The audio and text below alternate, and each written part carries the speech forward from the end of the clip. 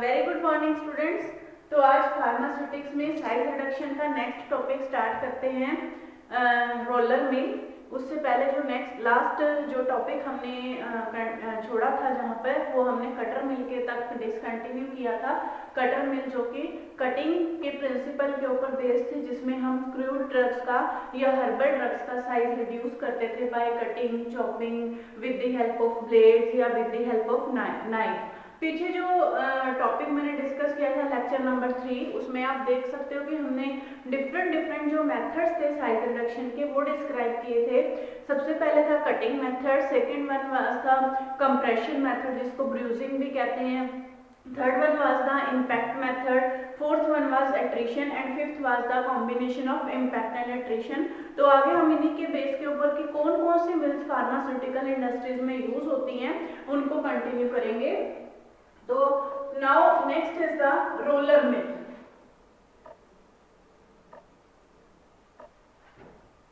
Roller mill, roller mill का diagram draw करते हैं। There are the two rollers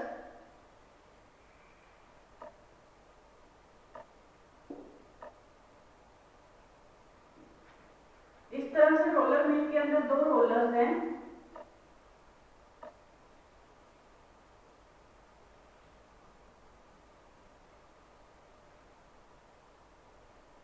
and this is the central shaft जिसके around rollers move करेंगे।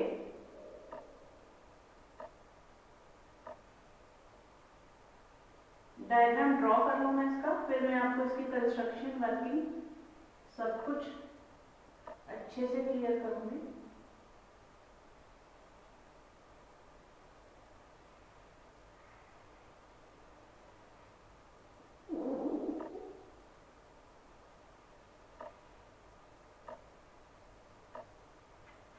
There are the two rollers. This now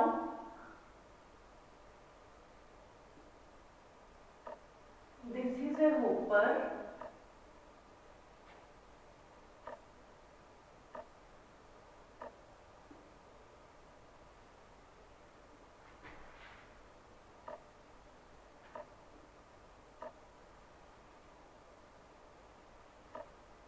through which material will be feed out and from here drug will come out.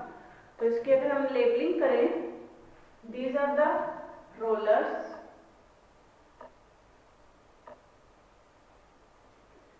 the rollers will rotate around the central shaft in this direction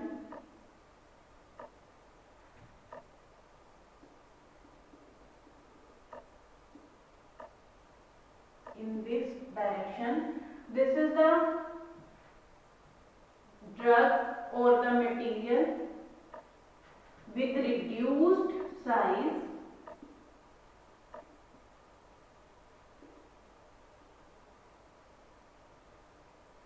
and here is the feed or this one is the hopper. So this is the diagram of the roller mill. अब इसको अगर हम describe करें तो roller mill किस चीज के ऊपर बेस्ड है, what is the principle of the roller मिल?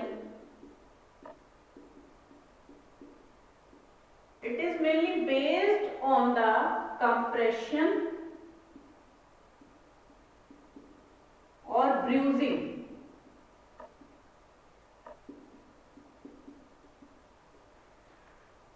अगर मैं चाहती तो इसमें डायग्राम आपको लेक्चर स्टार्ट होने से पहले भी ड्रॉ करके रख सकती थी, लेकिन मैंने इस डायग्राम को आपके सामने इसीलिए ड्रॉ किया है ताकि आप लोग भी इसको सीख जाओ कि आपने इसको ड्रॉ करना कैसे है। कई बार डायग्राम देखने में सिंपल लगते हैं, लेकिन जब उनको ड्रॉ करने लगते हैं तो कहीं ना कोई मिस्टेक उसमें हो जाती है। तो these are the roller mills. Roller mill का मैंने आपको पीछे वाले लेक्चर में भी बताया था कि जब भी हम किसी भी मिल को डिस्क्राइब करेंगे तो उसके अंदर हमें इसके कुछ पार्ट्स डिस्क्राइब करेंगे। पर सबसे पहले इससे प्रिंसिपल है, व्हाट इज इसकी कंस्ट्रक्शन, उसकी कंस्ट्रक्शन क्या होगी, कौन कौन से उसके अंदर पार्ट्स प्रेजेंट हैं, next is the working, machinery किस लिए हम यूज करते हैं, कैसे हम यूज करते हैं, उसकी वर्किंग क्या होगी। Third one is the application, उसको कहाँ कहाँ यूज किया जाता है। फोर्थ वन, अगर कोई प्रिकॉशन, एडवांटेज या डिसएडवांटेज, अगर इसके अंदर कुछ है तो उसको वो प्रिकॉशन, एडवांटेज या डिसएडवांटेज इसके अंदर हमें डिस्क्राइब करनी है। तो सबसे पहले है इसके अंदर प्रिंसिपल। प्रिंसिपल जो मेनली है, it is based on the compression, that is also called as the bruising method. Compression actually क्या होता है, कंप्रेशन में मैंने आपको पीछे भी बताया था कि कंप्रेशन मींस फोर्स जनरेट करके, कि हम किसी भी ड्रग के ऊपर या किसी भी फार्मास्यूटिकल डोसेज फॉर्म के ऊपर, डोसेज फॉर्म के ऊपर नहीं, ड्रग के ऊपर जिसका भी हमने साइज रिड्यूस करना है, उसके ऊपर हम प्रेशर लगा के उसका साइज रिड्यूस करेंगे। तो that method is called as the compression. और जो ब्रूजिंग है, ब्रूजिंग उसका सिनोनिम है। जो साइज रिड्यूस करने के लिए जो कंप्रेशन मेथड है, कंप्रेशन की जगह अगर हम ब्रूजिंग वर्ड यूज करें तो that will also will be the same.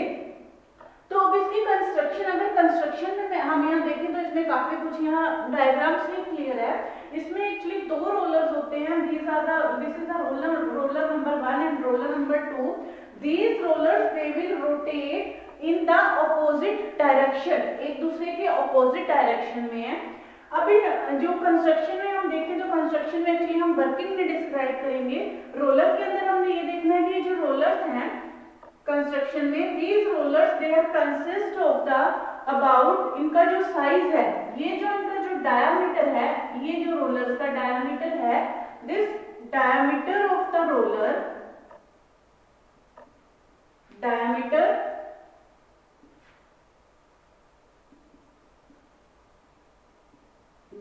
of the roller, it is from few centimeters to diameters to millimeter, few centimeters to meters। जो इनका डायामीटर है वो फ्यू सेंटीमीटर से मीटर तक भी हो सकता है रोलर्स का, यहां से लेकर पूरा का पूरा यहां तक। कुछ सेंटीमीटर से कुछ मीटर तक इसका जो डायामीटर है वेरी कर सकता है। जो गैप है between the two rollers, gap between the two rollers, it is about few millimeter, it is about few millimeter, but it is not fixed। जो इनके बीच का जो ये गैप है, ये वाला जो गैप है, ये गैप इसमें फिक्स नहीं होता। इस गैप को हम अपने रिक्वायरमेंट के अकॉर्डिंग एडजस्ट कर सकते हैं कि हमने किसी ड्रग का साइज कितना रिड्यूस करना है। अंडरस्टैंड? जो ये कंस्ट्रक्शन है कि ये जो रोलर है वो बने किससे होते हैं, जो मटेरियल है, it can be made up of the stone और it can be made up of any non corrosive metal. कोई भी नॉन कोरोसिव जो मेटल है उसके ये रोलर बने होते हैं। अगर लिखते टाइम किसी भी तरह की कोई स्पेलिंग मिस्टेक हो तो I am very really sorry for that. Non corrosive metals के ये रोलर बने होते हैं। इसके ऊपर एक होपर लगा होगा, जिस होपर में से हम ड्रग को फीड करेंगे, और जब ये रोलर रोटेट करके साइज रिड्यूस करेंगे तो साइज रिड्यूस होने के बाद जो ड्रग है हमें विद रिड्यूस्ड साइज वो हमें यहाँ से मिलेगी। तो कंस्ट्रक्शन ऑफ वर्किंग काफी इसमें आपको समझ आ गई है। तो इसमें जो रोलर्स हैं, रोलर्स के जो ये यहाँ टूथ है, ये जो सरफेस है, ये रोलर का सरफेस यहाँ स्मूथ भी हो सकता है, स्मूथ भी हो सकता है, फरोड भी हो सकता है, फरोड भी हो सकता है, या टूथ भी हो सकता है। स्मूथ, फरोड और टूथ। स्मूथ का मतलब बिल्कुल जैसे यहाँ मैंने स्मूथ सरफेस दिखाया हुआ है। फरोड का मतलब जैसे आप इस तरह से कह सकते हो कि फरोड में जैसे ये आपका रोलर है सपोज, तो इसके अंदर जो इसका इस तरह से इसके अंदर फरोज बने हुए हैं।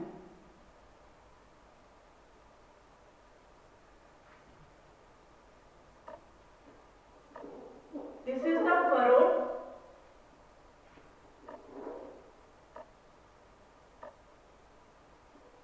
ये इस तरह से आपका जो रोलर है ये फरोड है, या टूथड। टूथड का मतलब कि इस तरह से इसमें यहाँ पे टूथड स्ट्रक्चर है, इस तरह से। तो कोई भी इसके अंदर ऑप्शन हो सकती है कि रोलर आपने किस तरह से यूज करना है, तो उसके हिसाब से आप उसका बीच में डिस्टेंस भी एडजस्ट कर सकते हैं कि कितना आपने इसके अंदर साइज रिड्यूस करना है। So this is the construction of the roller. Next is the working. Working में हम क्या डिस्क्राइब करेंगे कि कैसे वो रोलर हमारे काम करते हैं। वर्किंग में क्या होगा कि when the shaft will rotate, one of the shaft it will rotate and it will generate some frictional force on the another roller, and due to this frictional force the another roller will also rotate। ऐसा नहीं है कि दोनों के दोनों जो rollers हैं आपस में एकदम से एक ही टाइम के ऊपर रोटेट करना शुरू करेंगे। जब हम क्या करेंगे कि जो मशीन मतलब इसको इलेक्ट्रिकली जैसे ऑपरेट करते हैं, तो जब एक रोलर इसमें रोटेट करना शुरू करेगा तो वो रोलर दूसरे रोलर के ऊपर फ्रिक्शनल फोर्स अप्लाई करेगा। उस फ्रिक्शनल फोर्स की वजह से जो दूसरा रोलर है वो रोटेट करना शुरू कर जाएगा। तो जब ये दोनों रोलर आपस में रोटेट करेंगे, हमेशा ये अपोजिट डायरेक्शन में रोटेट करेंगे और यहाँ से हम ऊपर से जो मटेरियल है जिसका भी हमें साइज रिड्यूस करना है वो मटेरियल हम ऊपर से फीड करेंगे और according to the size reduction के अकॉर्डिंग कि कितना हमें उसका डिजायर्ड साइज चाहिए, हम इसके बीच में गैप एडजस्ट कर लेंगे और उसका जो सरफेस है हम अपनी डिजायर के अकॉर्डिंग, अपनी रिक्वायरमेंट के अकॉर्डिंग उसका सरफेस भी हम इसमें उसी अकॉर्डिंग टू दैट मतलब जो रिक्वायरमेंट है उसी सरफेस का जो रोलर है हम उसके अंदर सेलेक्ट कर सकते हैं। तो जो ड्रग है वो हमारे पास यहाँ नीचे रिड्यूस्ड साइज के साथ अवेलेबल होगी। तो आप चाहो तो इस ड्रग को आप सीव कर सकते हो, सीव या मैश कर सकते हो, जिससे आपका फाइन पाउडर के फॉर्म में या जिस भी पार्टिकल साइज की आपको ड्रग चाहिए उस पार्टिकल साइज की ड्रग आपको यहाँ मिल जाएगी। अब इसको हम यूज कहाँ करते हैं, इसकी एप्लीकेशंस क्या है इस रोलर मिल की। This roller mill it is mainly used to reduce the size of the crude और हर्बल ड्रग्स। इसका जो मेनली पर्पस है it is use to reduce the size of crude और हर्बल ड्रग्स। दूसरा, it is used to crack the seeds to extract oil. Herbal drugs को या crude जो drugs होती हैं उनका साइज रिड्यूस करने के लिए हम इसको यूज कर सकते हैं। जो फर्स्ट हमने कटिंग मिल थी उसको भी हर्बल ड्रग्स के लिए यूज किया था, लेकिन इसको हम ड्राई फॉर्म के लिए, जैसे कटिंग मिल को भी हमने ड्राई ड्रग्स के लिए यूज किया था, जिसमें हम साइज रिड्यूस तो करते हैं लेकिन उसमें पीसेस में साइज रिड्यूस होते हैं। लेकिन इसमें आपके पास जो नीचे पाउडर भी मिलेगा, कोर्स पाउडर भी आपको इसके अंदर मिल सकता है। और दूसरा जो सीड्स है, सीड्स को क्रैक करने के लिए, क्योंकि प्रेशर से सीड्स इजीली क्रैक होंगे और उन सीड से हम लोग ऑयल इजीली एक्सट्रैक्ट आउट कर सकते हैं। तो this roller wheel is used for the herbal as well as the to extract the oil from the seeds. दोबारा से रिपीट करते हैं कि what is the principle, construction, working and what are the applications of the roller mill. The first, it is based on the principle of the compression or the bruising, in which the pressure is generated to the drug whose size has to be reduced with the help of the two rollers. In case of construction, these rollers can be made up of the stone, can be made up of any metal which is the non-corrosive. These are mounted on a central shaft or the horizontal shaft, and they will rotate horizontally, but they will rotate in the opposite direction. The gap between the roller can be adjusted, it is from the few millimeter, so that we can reduce the size according to our requirement. The surface of the roller, it may be smooth, furrowed, or the tooth, it can also be selected according to our requirement. There is the hopper on the upper side from which the drug is fitted, and from the lower side the drug will be from the lower side the drug with the reduced size or with the जो desirable side we can require. So this is the working, and it is mainly used for the crude or herbal drugs, and it is used to crack the seeds and to extract the oil easily. तो next जो हमारे पास है, it was the roller mill. जो mainly compression के ऊपर based थी। उसके बाद है हैमर मिल। हैमर मिल जो है वो इंपैक्ट के ऊपर बेस्ड है, इंपैक्ट के ऊपर।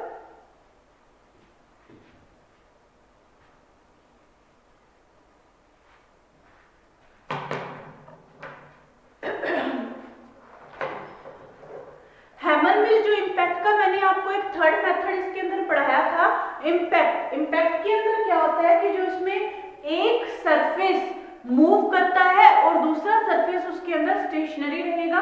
कोई भी इसमें या तो पार्टिकल्स आपके मूव करेंगे और जिस सरफेस के साथ वो हैमर करके मतलब इम्पैक्ट करके चोट करके उसका साइज रिड्यूस होगा वो सरफेस स्टेशनरी हो सकता है, या आपका जो मटेरियल है वो स्टेशनरी हो सकता है, जो हमारा मूविंग पार्ट है मशीन का वो मूविंग हो सकता है। कुछ भी, कोई भी एक चीज उसके अंदर क्या होगी, रोटेटिंग होगी और दूसरी चीज उसके अंदर स्टेशनरी होगी। तो हैमर मिल का डायग्राम ड्रॉ करते हैं। First it is consist of A central shaft. थोड़ा इधर ड्रॉ करते हैं ताकि लेबलिंग में प्रॉब्लम ना आए। ये एक सेंट्रल शाफ्ट है। इस सेंट्रल शाफ्ट पर यहां हैमर्स अटैच हैं। These are the hammers. थोड़ा छोटा बना लें।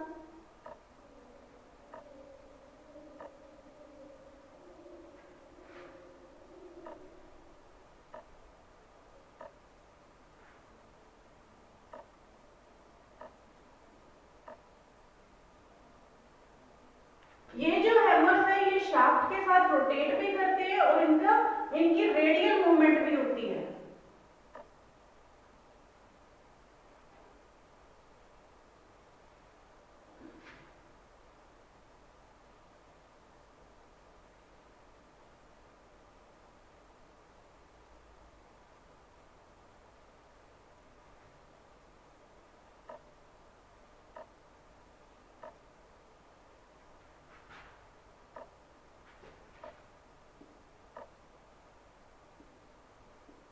These are the hammers. Hammers के जो बाहर है पूरी एक स्टेनलेस स्टील की केसिंग है। इस तरह से यहां इसके नीचे, केसिंग के नीचे सीव लगी हुई है।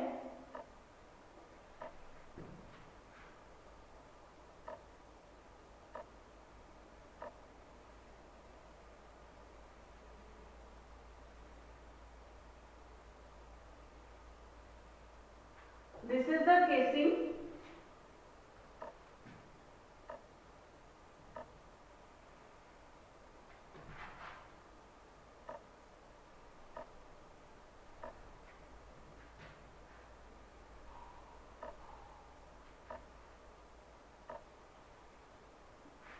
ये आप लोगों को डायग्राम इसके प्रैक्टिस करने पड़ेंगे, क्योंकि डायग्राम प्रैक्टिस करेंगे तभी आप इसको एग्जाम में बना पाएंगे।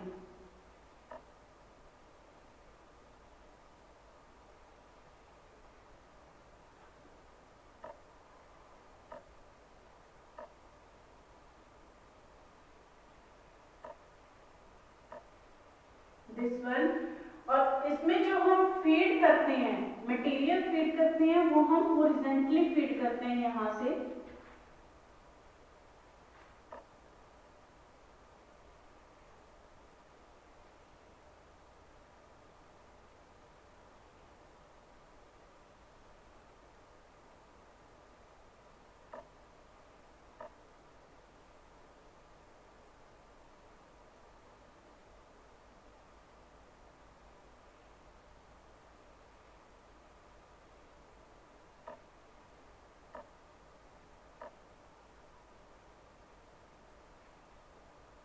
यहां से हम इसमें मटेरियल फीड करेंगे।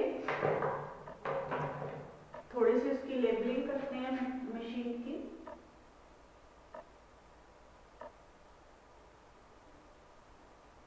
ये तो जस्ट इसकी स्टील केसिंग है, जो इसका डायग्राम मैंने ड्रॉ किया है। This is the steel casing.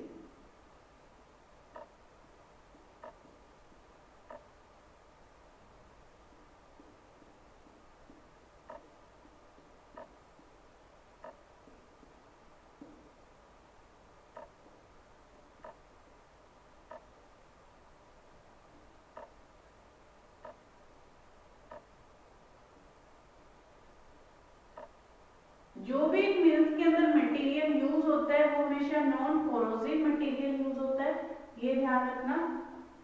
तो अब इसकी लेबलिंग करें तो लेबलिंग में this is the central shaft, this one is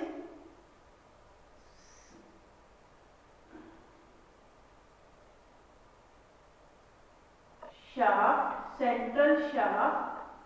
From here the feed material will be entered. This is a sieve, ये sieve है जिसके थ्रू जो आपका मटेरियल है वो आपका यहाँ सारा मटेरियल कलेक्ट हो जाएगा। These are the hammers, ये है hammers।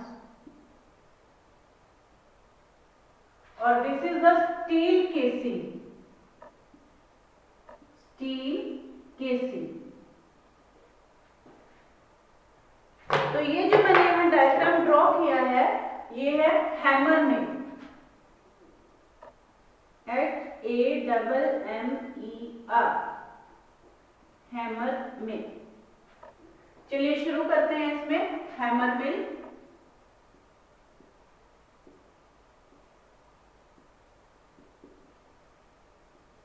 सबसे पहले इसका principle, it mainly based on the, its working is based on the principle that is impact. जो हैमर मिल है, हैमर मिल का जो प्रिंसिपल है ये मेनली इम्पैक्ट के ऊपर काम करती है, इम्पैक्ट के ऊपर इसका प्रिंसिपल बेस्ड है।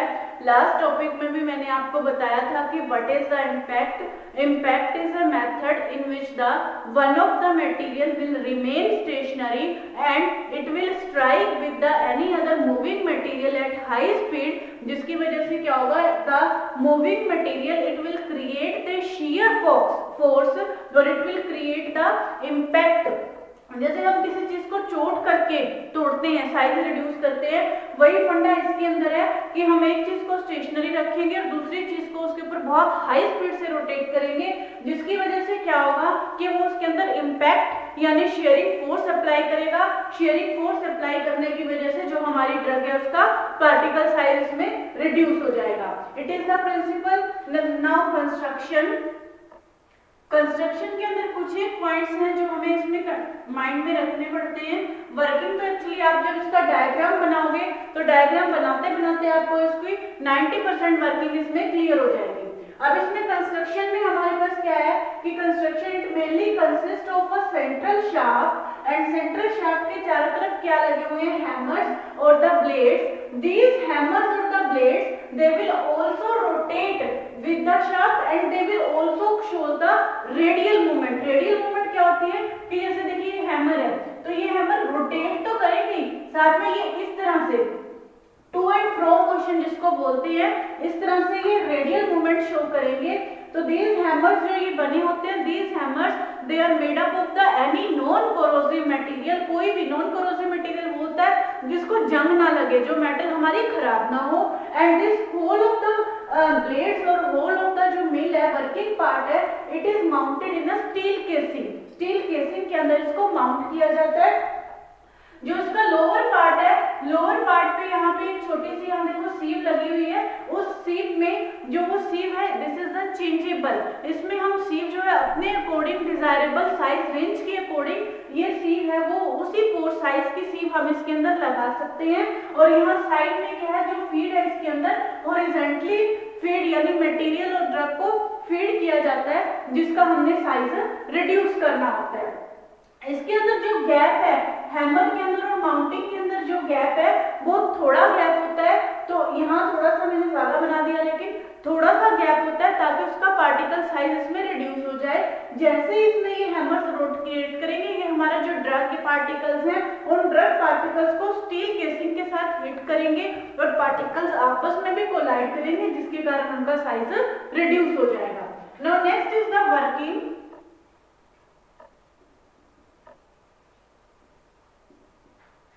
वर्किंग में क्या है कि as we will feed the drug the hammer और shaft it will rotate at a high speed. These जो ब्लेड्स हैं ऑफ द हैमर या these blades of the hammer they will rotate with the shaft and they will also show the radial type of the movement. So these blade they will show the two types of the movement, that is the rotating movement, इनकी rotating movement भी होगी, they will show the rotating movement as well as they will show the radial movement. दो तरह की movement है, rotating movement and the radial movement, and they will create the shear force or they will create the impaction on the stationary particle size and which will hit against the casing, due to which the particle size of the material will be reduced and we will get the particle size of the desirable size range from this seam and they will be collected from the lower side. लेकिन अब इसकी advantage देखिए, advantage क्या है कि एक तो सारे के सारा जो ये एपरेटस है क्लोज्ड एपरेटस है, क्लोज्ड एपरेटस होने की वजह से इसमें जो मटेरियल है आपका कहीं भी बाहर किसी भी तरह की वेस्टेज नहीं होगी। दूसरा इसके अंदर जो है वियर एंड टियर, मशीनरी के अंदर जो वियर एंड टियर के चांसेस बहुत कम है क्योंकि मशीनरी के अंदर जो कोई भी पार्ट आपस में इसमें टच नहीं कर रहा है। तो तीसरा है कि इसको जो मटेरियल को है हम ड्राई ग्राइंडिंग के लिए as well as we can also use it for the wet grinding, दोनों तरह की ग्राइंडिंग के लिए यूज कर सकते हैं। अभी तक जो हमने कटर और रोलर मिल यूज की थी वो हमने सिर्फ इसको ड्राई ग्राइंडिंग के लिए यूज की थी, लेकिन इस मिल को हम ड्राई ग्राइंडिंग के लिए और वेट ग्राइंडिंग दोनों के लिए यूज कर सकते हैं। तो इस केस में थोड़े सी हैं इसकी एप्लीकेशंस है या जो एडवांटेज है, अभी तक एडवांटेज तो दोनों मिल्स में कहीं नहीं आई थी। सबसे पहले इसकी एप्लीकेशंस की, इसको हम यूज कहां करते हैं, एप्लीकेशंस में अभी तक तीनों मिल्स में यही एक हैमर मिल है, it can be used for the dry as well as wet grinding. Dry grinding के लिए हम इसको यूज कर सकते हैं या इसको हम वेट ग्राइंडिंग के लिए भी इसको यूज कर सकते हैं। It can be used for the ointments और फॉर द स्लरीज।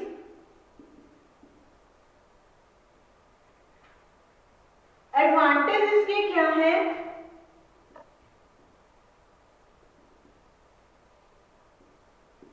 एडवांटेज में सबसे पहले तो इसको ऑपरेट करना बहुत इजी है, इसके लिए हमें कोई स्किल्ड वर्कर की जरूरत नहीं है। दूसरा इसको easy to clean and easy to handle. तीसरा इसके अंदर जो हैमर्स हैं, हैमर्स की आप साइज, हैमर का शेप आप you can change according to your need, जो भी साइज शेप हम इसमें चेंज कर सकते हैं। Fourth, there are the no wear and tear in the part of the machineries। Fifth, we can change the size of the sieve, pore size of the sieve, हम different pore size की sieve इसके अंदर arrange कर सकते हैं so that we can get the desirable size range of the product। And fifth, this system is the closed system, so there are the no chances of the contamination। तो ये थी hammer mill जिसको हमने describe किया which was based on the impact। तो बाकी जो mills हैं हम वो नेक्स्ट लेक्चर में कंटिन्यू करेंगे।